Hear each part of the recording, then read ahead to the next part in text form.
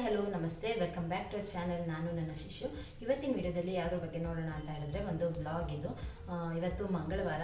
ಶಿಶಿರ ಸ್ಕೂಲಿಗೆ ಹೋಗಿದ್ದಾನೆ, ಶುಭ ಮಲ್ಕೊಂಡಿದ್ದಾನೆ. ಇಬ್ಬರದ್ದು ಕೂಡ ತಿಂಡಿ ಎಲ್ಲ ಆಯಿತು, ಎಲ್ಲರೂ ಕೂಡ ಫ್ರೆಶ್ ಅಪ್ ಆಗಿನೂ ಆಯಿತು. ಇನ್ನು ಬೇರೆ ಕೆಲಸಗಳೆಲ್ಲ ಇದೆಲ್ಲ ಅದನ್ನೆಲ್ಲ ಇವತ್ತಿನ ವಿಡಿಯೋನಲ್ಲಿ ನೋಡೋಣ. ಶುಭನ್ಗೆ ಸ್ನಾನ ಮಾಡಿಸ್ಬೇಕಿನ್ನು. ಇವತ್ತು ಸ್ನಾನ ಬೇಡ ಅಂದ್ಕೊಂಡಿದ್ದೀನಿ, ಯಾಕಂದರೆ ಅವನಿಗೆ ಸ್ವಲ್ಪ ಶೀತ ಕೆಮ್ಮು ಇರೋ ಹಾಗಿದೆ. ಹಾಗಾಗಿ ಜಸ್ಟ್ ವಾಮ್ ವಾಟರಲ್ಲಿ ಬಾತ್ ಕೊಟ್ಬಿಡೋಣ ಅಂತ ಅಂದ್ಕೊಂಡಿದ್ದೀನಿ ಅಷ್ಟೇ. ಇನ್ನು ಅಡುಗೆ ಕೆಲಸ, ಮನೆ ಕ್ಲೀನಿಂಗ್ ಎಲ್ಲ ಆಗಬೇಕು, ನಂತರ ಶಿಶಿರನ್ನು ಕರ್ಕೊಂಡು ಬರಬೇಕು, ಅವೆಲ್ಲ ಕೆಲಸ ಇದೆ. ಎಲ್ಲದನ್ನು ನಾನು ನಿಮಗೆ ಶೇರ್ ಮಾಡ್ತೀನಿ. ಬನ್ನಿ ವಿಡಿಯೋದೊಳಗೆ ಹೋಗೋಣ.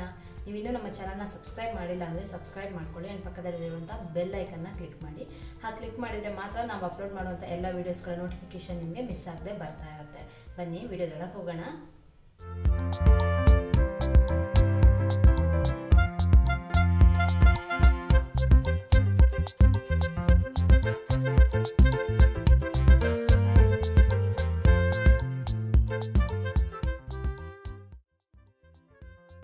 ತರಕಾರಿ ಹುಳಿ ಮಾಡೋಣ ಅಂತ ಹೇಳಿ ರೆಡಿ ಮಾಡ್ತಾಯಿದ್ದೆ. ಇದು ನಮ್ಮ ಅತ್ತೆ ರೆಸಿಪಿ, ಅತ್ತೆ ಹತ್ರ ನಾನು ಕಲ್ತಿದ್ದು.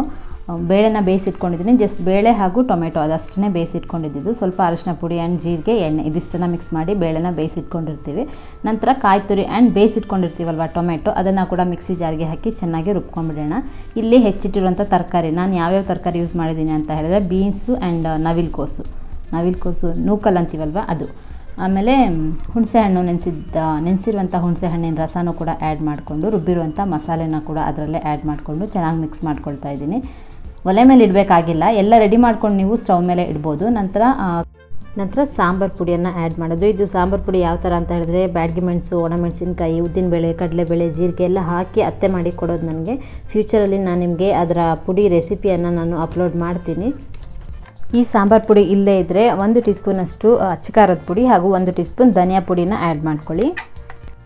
ರುಚಿಗೆ ತಕ್ಕಷ್ಟು ಉಪ್ಪು ಹಾಕಿ 3 ವಿಷಲ್ ಕೂಗಿಸೋದು. ನಂತರ ಬೆಂಡೆಕಾಯಿ ಪಲ್ಯ ಮಾಡೋಣ ಅಂತ ಬೆಂಡೆಕಾಯಿನ ಹೆಚ್ಕೊಳ್ತಾ ಇದ್ದೆ. ಮಕ್ಕಳಿಬ್ಬರು, ಒಬ್ಬ ಮಲಗಿದ್ದಾನೆ, ಇನ್ನೊಬ್ಬ ಸ್ಕೂಲಿಗೆ ಹೋಗಿದ್ದಾನೆ. ಮಾರ್ನಿಂಗ್ ಬ್ರೇಕ್ಫಾಸ್ಟ್ಗೆ ಪಲಾವ್ ಪ್ಲ್ಯಾನ್ ಮಾಡಿದ್ದೆ, ಹಾಗಾಗಿ ಯಾವುದೇ ವೀಡಿಯೋಸ್ ಮಾಡಲಿಕ್ಕೆ ಆಗಲಿಲ್ಲ. ಸ್ವಲ್ಪ ಗಡಿಬಿಡಿಯಾಗಿತ್ತು, ಹೆಕ್ಟಿಕ್ ಆಗಿರುತ್ತೆ ಮಾರ್ನಿಂಗಲ್ಲಿ ವರ್ಕ್ಸ್, ಹಾಗಾಗಿ ವಿಡಿಯೋ ಮಾಡಲಿಲ್ಲ ನಾನು ಬ್ರೇಕ್ಫಾಸ್ಟಿಂದು. ನಂತರ ಲಂಚಿಂದ ವಿಡಿಯೋ ಮಾಡ್ತಾಯಿದ್ದೀನಿ ಅಷ್ಟೇ. ಇನ್ನೂ ಮನೆ ಕೆಲಸ ಯಾವುದೂ ಆಗಿಲ್ಲ, ಬಟ್ ಅಡುಗೆ ಕೆಲಸ ಎಮರ್ಜೆನ್ಸಿ ಮಾಡಲೇಬೇಕಲ್ವ. ಬೇರೆದೆಲ್ಲ ಕೂಡ ಆಮೇಲೆ ಮಾಡ್ಬೋದು ಅಂತ ಬಿಡ್ಬೋದು, ಅಡುಗೆ ಕೆಲಸ ಹಾಗಾಗಲ್ಲ. ಹಾಗಾಗಿ ಅಡುಗೆ ಫಸ್ಟು ಮುಗಿಸ್ಕೊಂಡ್ರೆ ಮತ್ತೆ ಮನೆ ಕೆಲಸನೆಲ್ಲ ಮಾಡ್ಕೊಳ್ಬೋದು. ಪಾತ್ರೆ ತೊಳೆಯೋದು, ಮನೆ ಗುಡಿಸೋದು, ಒರೆಸೋದು ಎಲ್ಲ. ಶುಭ ಮಲಗಿದ್ದಾನೆ, ಅಷ್ಟರೊಳಗೆ ನಾನು ಇದನ್ನು ಮುಗಿಸ್ಕೊಂಡು ಬಿಡಬೇಕು. ಪಾತ್ರೆ ತೊಳೆಯೋದೆಲ್ಲ ಕೂಡ ಅವ್ನು ಎದ್ದಿದ್ರು ಕೂಡ ಹೇಗಾದರೂ ಮೇಂಟೈನ್ ಮಾಡ್ಕೊತೀನಿ. ಇಲ್ಲಿ ಬೆಂಡೆಕಾಯಿನ ಕಟ್ ಮಾಡಿ ಸ್ವಲ್ಪ ಎಣ್ಣೆ ಹಾಕಿ ಅದನ್ನು ಫ್ರೈ ಆಗಲಿಕ್ಕೆ ಬಿಟ್ಟಿದ್ದೀನಿ. ಫ್ರೈ ಆಗೋಷ್ಟರೊಳಗೆ ನಾನಿಲ್ಲಿ ಟೊಮೆಟೊ, ಈರುಳ್ಳಿ ಎಲ್ಲ ಹೆಚ್ಕೊಂಡ್ಬಿಡ್ತೀನಿ. ನಾನು ಬೆಳ್ಳುಳ್ಳಿನ ಮನೇಲಿ ಸುಲ್ಕೊಳ್ಳೋದಿಲ್ಲ, ಬಿಗ್ ಬಾಸ್ಕೆಟ್ನಲ್ಲಿ ಆರ್ಡರ್ ಮಾಡ್ಕೊಳ್ತೀನಿ. ಪೀಲ್ಡ್ ಗಾರ್ಲಿಕ್ ಅಂತಲೇ ನೀವು ಡೌನ್ಲೋಡ್ ಮಾಡಿಕೊಂಡು ಪೀಲ್ಡ್ ಗಾರ್ಲಿಕ್ ಅಂತ ಕೊಟ್ಟರೆ ನಿಮಗೆ ಸಿಗುತ್ತೆ. 100 ಗ್ರಾಮ್ಸ್ಗೆ ಎಷ್ಟು 30 ರುಪೀಸ್ ಏನೋ ಬೀಳುತ್ತೆ ಅನಿಸುತ್ತೆ. ನನಗೆ ಅದೊಂದು ಸ್ವಲ್ಪ ಟೈಮ್ ಹೆಚ್ಚು ಹಿಡಿಯುತ್ತೆ ಅಂತ ಅನಿಸುತ್ತೆ, ಬೆಳ್ಳುಳ್ಳಿ ಸುಲಿಯೋಕ್ಕೆ ತುಂಬ ಹೊತ್ತು ಟೈಮ್ ತಗೊಳುತ್ತೆ ಅನಿಸುತ್ತೆ. ಹಾಗಾಗಿ ಅದೊಂದನ್ನು ಮಾತ್ರ ಆರ್ಡರ್ ಮಾಡ್ಕೋತೀನಿ. ಈಸಿ ಆಗುತ್ತೆ ಕೂಡ ನನ್ನ ಕೆಲಸ ಎಲ್ಲನೂ, ಆಲ್ಮೋಸ್ಟ್ ಎಲ್ಲ ಈಸಿ ಆಗುತ್ತೆ. ಎಲ್ಲ ಒಗ್ಗರಣೆಗೆ ರೆಡಿ ಮಾಡಿಕೊಂಡ್ರೆ ಬೆಳ್ಳುಳ್ಳಿ ಒಂದು ಸುಲಿದಿರೋಂಥ ಬೆಳ್ಳುಳ್ಳಿನ ಯೂಸ್ ಮಾಡ್ತೀನಲ್ವ, ಹಾಗಾಗಿ ಆ ಕೆಲಸ ಒಂದು ತಪ್ಪಿಸ್ಕೊಳ್ತೀನಿ. ಬಿಗ್ ಬಾಸ್ಕೆಟಲ್ಲಿ ನೀವು ಪೀಲ್ಡ್ ಗಾರ್ಲಿಕ್ ಅಂತ ಟೈಪ್ ಮಾಡಿಕೊಂಡ್ರೆ ನಿಮ್ಗೆ ಅದರಲ್ಲೇ ತೋರಿಸುತ್ತೆ. ಒಂದನ್ನೇ ಕೂಡ ನೀವು ವಿತೌಟ್ ಡೆಲಿವರಿ ಚಾರ್ಜ್ ನೀವು ಅದನ್ನು ಪರ್ಚೇಸ್ ಮಾಡ್ಬೋದು. ಅದೊಂದು ಚೆನ್ನಾಗಿದೆ ಬಿಗ್ ಬಾಸ್ಕೆಟಲ್ಲಿ, ಒಮ್ಮೆ ಟ್ರೈ ಮಾಡಿ ನೋಡಿ. ಟೈಮಿಂಗ್ಸು ಅಷ್ಟೇ, ನಿಮಗೆ ಮಾರ್ನಿಂಗಲ್ಲಿ ಆರ್ಡರ್ ಮಾಡ್ತಾ ಇದ್ದೀರಾ ಅಂದರೆ ಈವ್ನಿಂಗ್ 5 to 10 o'clock ಒಳಗೆ ನಮಗೆ ಕೊಡ್ತಾರೆ. ಈವ್ನಿಂಗ್ ಟೈಮಲ್ಲಿ ಆರ್ಡರ್ ಮಾಡ್ತಾ ಇದ್ದೀರಾ ಅಂದರೆ ಮಾರ್ನಿಂಗ್ 8 o'clock to 10 to 12 ಅಷ್ಟರೊಳಗೆ ನಮಗೆ ಡೆಲಿವರಿ ಕೊಟ್ಬಿಡ್ತಾರೆ. ನೋಡಿ, ಇದೆ ಅದು ಪೀಲ್ ಗಾರ್ಲಿಕ್, ಚೆನ್ನಾಗಿದೆ, ಫ್ರೆಶ್ ಆಗಿದೆ. ಆದರೆ ಆದಷ್ಟು ಬೇಗ ನೀವು ಖಾಲಿ ಮಾಡಿಕೊಂಡ್ರೆ ತುಂಬ ಒಳ್ಳೆಯದು. ಒಂದು 10 days ಒಳಗೆ ನೀವು ಖಾಲಿ ಮಾಡ್ಕೊಂಡು ಬಿಡಬೇಕು, ಫ್ರೆಶ್ ಆಗಿರುತ್ತೆ. ಇಲ್ಲದಿದ್ದರೆ ಹಾಗೆ ಅದು ಮೊಳಕೆ ಬರ್ತಾ ಇರುತ್ತೆ. ಇಲ್ಲಿ ಬೆಂಡೆಕಾಯಿ ಚೆನ್ನಾಗಿ ಫ್ರೈ ಆಗಿದೆ. ನಂತರ ಒಂದು ಬಾಣಲಿ ಇಟ್ಟು ಪಲ್ಯಕ್ಕೆ ರೆಡಿ ಮಾಡ್ಕೊಳ್ತಾ ಇದ್ದೀನಿ. ಎಣ್ಣೆ, ಸಾಸಿವೆ, ಕರಿಬೇವು ಹಾಗೂ ಬೆಳ್ಳುಳ್ಳಿ ಇದಿಷ್ಟನ್ನು ಆ್ಯಡ್ ಮಾಡಿಕೊಂಡು ಚೆನ್ನಾಗಿ ಫ್ರೈ ಮಾಡ್ಕೊಳ್ಳೋಣ. ನಂತರ ಇದಕ್ಕೆ ಹೆಚ್ಚಿಟ್ಕೊಂಡಿರುವಂಥ ಈರುಳ್ಳಿ ನಾನು 1 ಈರುಳ್ಳಿ ತೊಗೊಂಡಿದ್ದೀನಿ, ಟೊಮೆಟೊ 1 ಸಣ್ಣದು ತೊಗೊಂಡಿದ್ದೀನಿ. ಚೆನ್ನಾಗಿ ಇದನ್ನು ಹುರ್ಕೊಳ್ತಾ ಇದ್ದೀನಿ. ಚೆನ್ನಾಗಿ ಗ್ಲಾಸ್ ಬರುತ್ತಲ್ಲ ಆ ರೀತಿಯಾಗಿ ಫ್ರೈ ಆದರೆ ಸಾಕು. ನಂತರ ಟೊಮೆಟೊನೂ ಹಾಕಿ ಚೆನ್ನಾಗಿ ಮಿಕ್ಸ್ ಮಾಡ್ಕೊಳ್ಳೋಣ. ನಂತರ ಆಲ್ರೆಡಿ ಫ್ರೈ ಮಾಡಿ ಇಟ್ಕೊಂಡಿದ್ವಲ್ವ ಬೆಂಡೆಕಾಯಿ, ಅದನ್ನು ಕೂಡ ಮಿಕ್ಸ್ ಮಾಡ್ಕೊಳ್ತಾ ಇದ್ದೀನಿ. ನೀವು ಬೆಂಡೆಕಾಯಿ ತೊಳೆಯುವಾಗ ನೀರಲ್ಲಿ ಹಾಕಿ ಕಟ್ ಮಾಡೋಕ್ಕೆ ಮುಂಚೆ ನೀರಲ್ಲಿ ಹಾಕಿ ತೊಳ್ಕೊಂಡು ಬಿಡ್ಬೋದು. ಆಮೇಲೆ ತೊಳೆದ್ರೆ ನಮಗೆ ಈ ಲೋಳೆ ಥರ ಸಿಗುತ್ತೆ. ಹಾಗಾಗಿ ಫಸ್ಟೇ ತೊಳ್ಕೊಂಡು ಒರೆಸಿ ನಾನು ಫ್ರಿಜ್ಜಲ್ಲಿ ಸ್ಟೋರ್ ಮಾಡೋದು. ಹಾಗಾಗಿ ಕಟ್ ಮಾಡುವಾಗ ಈಸಿ ಆಗುತ್ತೆ ನನಗೆ. ಸ್ವಲ್ಪ ಖಾರದ ಪುಡಿಯನ್ನು ಮಿಕ್ಸ್ ಮಾಡಿ, ಅದರಲ್ಲಿ ಖಾರದ ಪುಡಿ ಹಾಗೂ ಧನಿಯಾ ಪುಡಿ ಎರಡೂ ಕೂಡ ಮಿಕ್ಸ್ ಆಗಿದೆ ಅಂತ ಹೇಳಿದ್ದೆ ಅಲ್ವಾ, ಅದನ್ನು ಆ್ಯಡ್ ಮಾಡಿಕೊಂಡು ರುಚಿಗೆ ತಕ್ಕಷ್ಟು ಉಪ್ಪನ್ನು ಆ್ಯಡ್ ಮಾಡಿಕೊಂಡ್ರೆ ಮುಗೀತು. ಸಿಂಪಲ್ಲಾಗಿ ಬೆಂಡೆಕಾಯಿ ಪಲ್ಯ ರೆಡಿ. ಇಲ್ಲಿ ಶುಭನ್ಗೆ ನಾನು ಬೀಟ್ರೂಟ್ ಕಿಚಡಿ ಮಾಡೋಣ ಅಂತ ಅಂದ್ಕೊಂಡೆ. 1 ಪಾಟ್ ರೆಸಿಪಿ ಈಸಿಯಾಗಿ ಮಾಡಬಹುದು. ಮಾರ್ನಿಂಗ್ ಟೈಮಲ್ಲಿ ಇದನ್ನೇ ನಾನು ಟ್ರೈ ಮಾಡೋದು ಯಾವಾಗಲೂ ಅಷ್ಟೇ. ತರಕಾರಿ ಬೇರೆ ಬೇರೆ ಹಾಕ್ತಾಯಿರ್ತೀನಿ ಅಷ್ಟೇ. ಹೆಲ್ದಿಯಾಗಿಯೂ ಇರುತ್ತೆ, ಕ್ವಿಕ್ಕಾಗಿ ಆಗುತ್ತೆ. ಇಲ್ಲಿ 2 ಟೀ ಸ್ಪೂನಷ್ಟು ಹೆಸರುಬೇಳೆ, 2 ಟೀ ಸ್ಪೂನಷ್ಟು ಅಕ್ಕಿ ಅವನಿಗೆ ಮಾತ್ರ ಮಾಡ್ತಾ ಇರೋದು. ನಂತರ ಬೀಟ್ರೋಟ್ನ ತುರಿದು ಆ್ಯಡ್ ಮಾಡ್ತಾಯಿದ್ದೀನಿ. ಹೆಚ್ಚಿ ಆ್ಯಡ್ ಮಾಡಿದರೆ ಚೋಕಿಂಗ್ ಆಗ್ಬೋದು, ಹಾಗಾಗಿ ಮಿಕ್ಸಿಗೆ ಹಾಕಿದ್ದು ತುಂಬ ನೈಸ್ ಆಗುತ್ತಲ್ವ. ಸ್ವಲ್ಪ ಜೀರಿಗೆ ಹಾಕಿ ಅದು ಬೇಯಲಿಕ್ಕೆ ಎಷ್ಟು ಬೇಕೋ ಅಷ್ಟು ನೀರನ್ನು ಇಟ್ಟು ಒಂದು 3 ವಿಷಲ್ ಕೂಗಿಸ್ತೀನಿ. ನಂತರ ಕುಡಿಲಿಕ್ಕೆ ಬಿಸಿನೀರನ್ನು ಇಡ್ತಾಯಿದ್ದೀನಿ. ಮನೆ ಕ್ಲೀನ್ ಮಾಡ್ಕೊಳ್ತಾ ಇದ್ದೀನಿ. ಬೆಳಗ್ಗೆಯಿಂದ ಸ್ವಲ್ಪ ಹೆಕ್ಟಿಕ್ಕಾಗಿತ್ತು ವರ್ಕ್, ಹಾಗಾಗಿ ಮನೆ ಗುಡಿಸೋದು ಒರೆಸೋದು ಏನೂ ಆಗಿಲ್ಲ. ಅವೆಲ್ಲ ಇನ್ಮೇಲೇ ಆಗಬೇಕು. ಬಿಸಿನೀರು ಅಷ್ಟೇ. ಈಗ ಬ್ಯಾಂಗ್ಳೂರಲ್ಲಿ ಕ್ಲೈಮೇಟ್ ತುಂಬಾ ಕೋಲ್ಡ್ ಇದೆ ಆ್ಯಂಡ್ ಮಕ್ಕಳಿಗೂ ಕೂಡ ಆಗಾಗ ಹುಷಾರಿರೋದಿಲ್ಲ.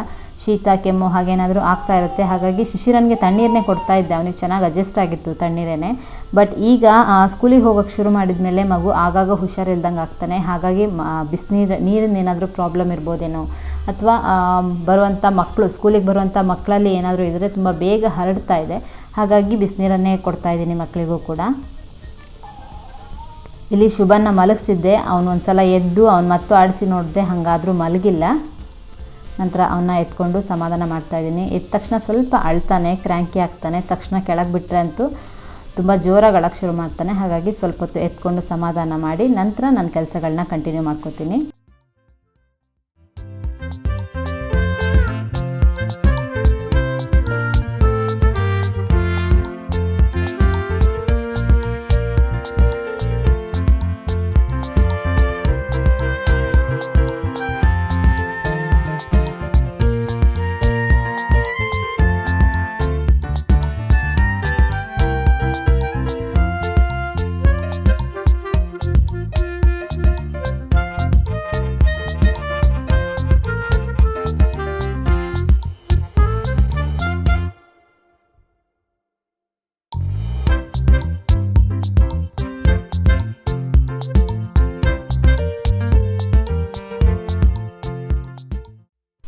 ನಾವು ಹೀಸ್ ಓಕೆ. ನಂತರ ಸಾರಿಗೆ ಒಗ್ಗರಣೆಗೆ ಎಣ್ಣೆ, ಸಾಸಿವೆ ಹಾಗೂ ಕರಿಬೇವಿನ ಸೊಪ್ಪು ಇದಿಷ್ಟನ್ನು ಹಾಕಿ ಸಾರಿಗೆ ಮಿಕ್ಸ್ ಮಾಡಿದೆ ಅಂದರೆ ಸಾಂಬಾರು ರೆಡಿ.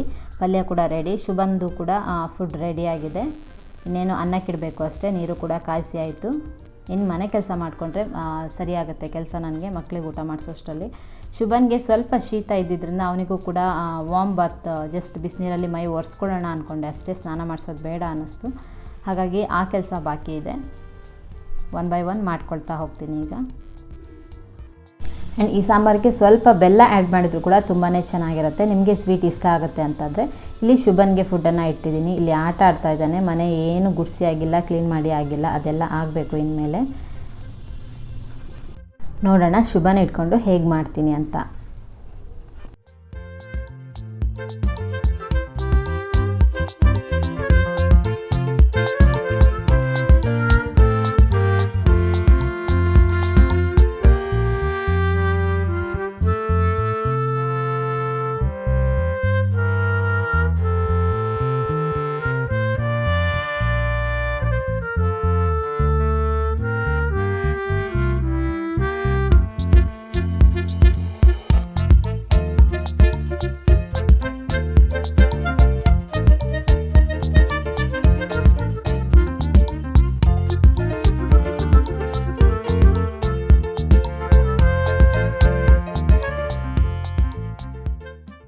ಇಲ್ಲಿ ಶುಭಂಗೆ ವಾಮ್ ವಾಟರಲ್ಲಿ ಬಾತ್ ಕೊಡ್ತಾಯಿದ್ದೀನಿ ಅಷ್ಟೇ. ನೀವು ಮಗುಗೆ ಶೀತ ಆಗಿದ್ದರೆ ನೀವು ಸ್ನಾನ ಮಾಡಿಸ್ದೆ ಎಲ್ಲ ಬಿಡಬೇಡಿ. ಈ ಬೇಬಿ ರಬ್ ಅವೇನಾದರೂ ಹಚ್ಚಿದರೆ ಸ್ನಾನ ಮಾಡಿಸ್ದೆ ಎಲ್ಲ ಬಿಡಬೇಡಿ. ಹಾಗಿದ್ದರೆ ಮಗುಗೆ ಶೀತ ಕಡಿಮೆ ಆಗೋದಿಲ್ಲ. ಆದಷ್ಟು ಬೇಗ ನಾವು ಅದನ್ನು ಕ್ಲೀನ್ ಮಾಡ್ತಾ ಇರಬೇಕು. ನೀವು ಸಿರಪ್ ಕೊಟ್ಟಿದ್ದಿರ್ಬೋದು, ಮಗುವಿನ ಬಾಯಿ ಸುತ್ತ ಇರ್ಬೋದು, ಕುತ್ತಿಗೆ ಹತ್ರ ಚೆಲ್ಲಿರ್ಬೋದು, ಅದೆಲ್ಲ ಅಂಟ್ತಾ ಇರುತ್ತಲ್ವ, ಮಗುವಿಗೆ ಅನ್ಕಂಫರ್ಟೇಬಲ್ ಆಗಿ ಫೀಲ್ ಆಗ್ತಾ ಇರುತ್ತೆ. ಹಾಗಾಗಿ ಆಗ ಶೀತ ಇರಲಿ ಜ್ವರ ಇರಲಿ ಜಸ್ಟ್ ವಾಮ್ ವಾಟರಲ್ಲಿ ಬಾತ್ ಕೊಡಿ, ಏನು ತೊಂದರೆ ಇಲ್ಲ. ಹಾಗೆ ಬಿಟ್ಟಷ್ಟು ಮಗು ಬೇಗ ಗುಣ ಆಗಲಿಕ್ಕೆ ಟೈಮ್ ತಗೊಳುತ್ತೆ ಅಷ್ಟೇ. ಇಲ್ಲಿ ಶುಭ ಒಂದು ಕಡೆ ಸುಮ್ಮನೆ ಮಲಗೋದಿಲ್ಲ. ಈ ರೀತಿ ಸ್ನಾನ ಮಾಡಿಸುವಾಗಲಿ ಕ್ರೀಮ್ ಹಚ್ಚುವಾಗ ಬಟ್ಟೆ ಹಾಕುವಾಗ ಎಲ್ಲ ಸುಮ್ಮನೆ ಇರಲ್ಲ. ಹಾಗಾಗಿ ಡಿಸ್ಟ್ರ್ಯಾಕ್ಟ್ ಮಾಡಲಿಕ್ಕೋಸ್ಕರ ಅವನಿಗೆ ನಾನು ಆ ಕ್ರೀಮ್ ಡಬ್ಬಿಯನ್ನು ಕೊಟ್ಟಿದ್ದೀನಿ.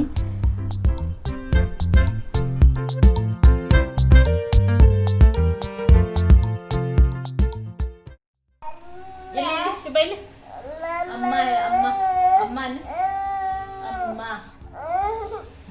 ಹೇಳಲ್ವಾ ಅಮ್ಮ. ಸರಿ ಅಪ್ಪನ್ ಅಪ್ಪ ಹೇಳಲ್ವಾ. ಹೋಗ್ಬೇಕೀಗ ಟ್ರೈಪಾಡ್ ಎಳಿಬೇಕು. Say hi say hi hi ಅನ್ನು ಸ್ಮೈಲ್ ಹಾಯ್ ಅನ್ನು ಹಾಯ್ ಅನ್ನು ಶುಭ. ಶಿಶಿರ ಇಲ್ಲಿ ಓ ಓ ಅಪ್ಪ ಎಲ್ಲಿ. ಹಾಂ ಹಸ್ವಾಗ್ತಿಲ್ವಾ? ಊಟ ಮಾಡೋಣವಾ?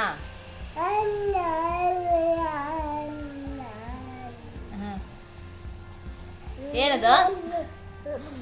ಯಾರಿದು? ಶುಭನಾ? ಯಾರು? ಬಾ ಬಾ ಬಾನ್ ಶುಭ ಬಾ ಬಾ ಬಾನ್. ನಿಲ್ಲದೇ ಇಲ್ಲ, ಒಂದು ಕಡೆ ನಿಲ್ಲದೇ ಇಲ್ಲ. ಬಿಡಬೇಕು ಈಗ. ಶೀತ ಆಗಿದೆಯಾ ನಿಮಗೆ? ಶೀತ ಆಗಿದೆಯಾ ಇಲ್ವಾ? ಶೀತ ಆಗಿಲ್ವಾ? ಮತ್ತದೇನದು ಮೂಗಲೆ?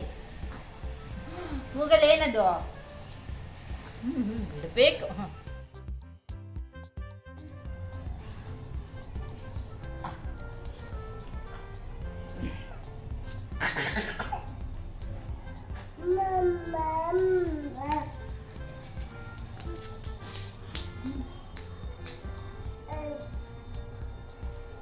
ಶುಭ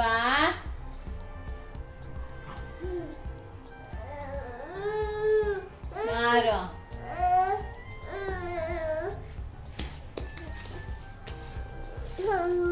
ಹೋಗೋಣ ಅಣ್ಣನ ಕರ್ಕೊಂಬರೋಣ. ಹಾಂ ಅಣ್ಣನ ಕರ್ಕೊಂಬರಕ್ಕೆ ಹೋಗೋಣ. ಶಾಲೆಗೆ ಹೋಗೋಣ. ಹಾಂ ಶಾಲೆಗೆ ಹೋಗೋಣ. ಅವನಿಗೆ ಹಸುವಾಗಿದೆ ಅನ್ಸುತ್ತೆ. ಊಟ ಮಾಡಿಸ್ಬಿಟ್ಟು ನೋಡೋಣ. ಇಲ್ಲಿ ಶುಭನ ಕಿಚಡಿ ರೆಡಿ ಆಗಿದೆ. ಇದನ್ನು ಈಗ ಪಲ್ಸ್ ಮೋಡಲ್ಲಿ ರುಬ್ಕೊಳ್ಳೋಣ.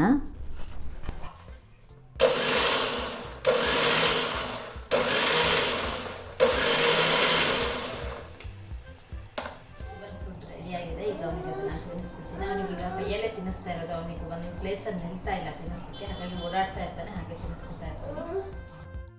ನೀವು ಈ ರೀತಿ ಕಿಚಡಿ ಮಾಡಿದಾಗ 11 ಮಂತ್ ಬೇಬೀಸ್ 10 ಮಂತ್ ಬೇಬಿ ಆದರೆ ನೀವು ಹಾಗೆ ಮ್ಯಾಶ್ ಮಾಡಿನೂ ಕೊಡ್ಬೋದು. ನಾನು ಸ್ವಲ್ಪ ಪಲ್ಸ್ ಮೋಡಲ್ಲಿ ರುಬ್ಕೊಂಡೆ, ಯಾಕಂದರೆ ಬೀಟ್ರೂಟ್ ಅಲ್ವಾ ಸ್ವಲ್ಪ ಹಾರ್ಡ್ ಆಗಿರ್ಬೋದೇನೋ ಅಂತ. ಫುಲ್ ನೈಸಾಗಿ ಅವನಿಗೆ ರುಬ್ಬಿ ಕೊಡ್ತಾ ಇಲ್ಲ. ಈಗ ನಂತರ ಶುಭಂದ್ ಆಯಿತು. ಈಗ ಶಿಶಿರನ್ನು ಕರ್ಕೊಂಡು ಬರಲಿಕ್ಕೆ ನಾನು 2:15ಗೆ ಹೋಗಬೇಕು. ಈಗಿನ 1-1:30 ಅಷ್ಟೇ. ಅಷ್ಟರೊಳಗೆ ಈ ಸ್ಟೋರ್ ರೂಮ್ ಒಂಚೂರು ಕ್ಲೀನ್ ಮಾಡ್ಕೊಳ್ಳೋಣ ಅಂತ ಬಂದೆ.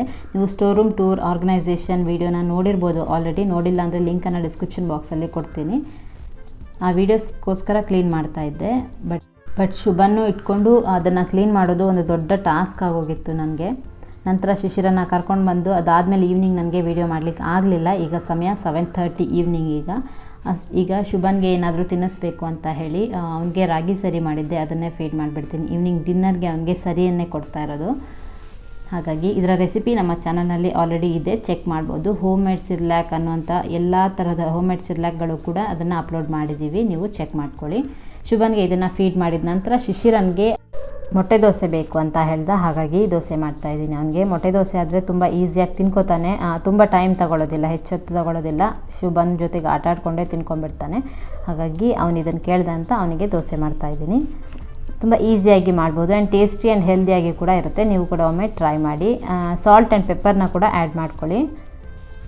ಎಗ್ನ ಚೆನ್ನಾಗಿ ಬೀಟ್ ಮಾಡಿ ದೋಸೆ ಮೇಲೆ ಸ್ಪ್ರೆಡ್ ಮಾಡ್ಕೊಳ್ಳೋದು ಅಷ್ಟೇ. ಆ್ಯಂಡ್ ಈ ಎಗ್ ದೋಸೆ ಮಕ್ಕಳಿಗೆ ತುಂಬಾ ಫಿಲ್ಲಿಂಗ್ ಅನಿಸುತ್ತೆ, ಹಾಗಾಗಿ ಆಗಾಗ ಎಗ್ ದೋಸೆ ಮಾಡಿ ಕೊಡ್ತಾ ಇರ್ತೀನಿ ಶಿಶಿರನ್ಗೆ.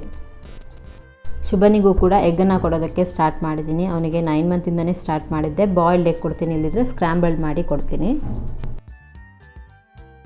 ಇವತ್ತಿನ ಈ ವಿಡಿಯೋ ನಿಮಗೆ ಖಂಡಿತ ಇಂಟ್ರೆಸ್ಟಿಂಗ್ ಆಗಿ ಇತ್ತು ಅಂತ ಅಂದ್ಕೊಳ್ತೀನಿ. ಇದೇ ರೀತಿಯಾದಂತಹ ಮತ್ತೊಂದು ವ್ಲಾಗ್ನಲ್ಲಿ ನಾನು ನಿಮ್ಮನ್ನು ಭೇಟಿ ಆಗ್ತೀನಿ. ನಿಮಗೆ ಈ ವಿಡಿಯೋ ಇಷ್ಟ ಆಗಿದ್ದರೆ ನಿಮ್ಮ ಅನಿಸಿಕೆ ಅಭಿಪ್ರಾಯಗಳನ್ನ ತಿಳಿಸ್ಬೇಕಾದ್ರೆ ಲೈಕ್, ಶೇರ್ ಆ್ಯಂಡ್ ಕಮೆಂಟ್ ಮಾಡಿ. ಮತ್ತೊಂದು ಇಂಟ್ರೆಸ್ಟಿಂಗ್ ವ್ಲಾಗ್ನಲ್ಲಿ ನಾನು ನಿಮ್ಮನ್ನು ಭೇಟಿ ಆಗ್ತೀನಿ. ಟೇಕ್ ಕೇರ್, ಬಾಯ್.